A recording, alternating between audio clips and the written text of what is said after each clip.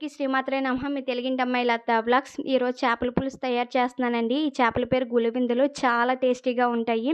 First చేప ముక్కలు బాగా కడిగి పెట్టుకోవాలండి. అందులోనే కొంచెం కారం, కొంచెం సాల్టు, పసుపు, కొత్తిమీర, నూనె వేసుకొని బాగా కలిపి పెట్టుకోవాలండి.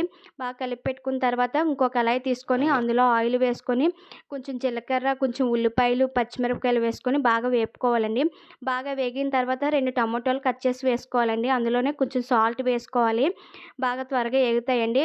తర్వాత కారం, పసుపు వేసుకొని వేపుకోవాలండి.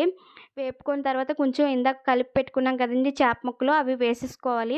వేసుకొని ఒకసారి జస్ట్ కలపాలండి, లేకపోతే విడిపోతాయి ఈ చేప ముక్కలు. తర్వాత చింతపండు పులుపు వేసుకోవాలండి.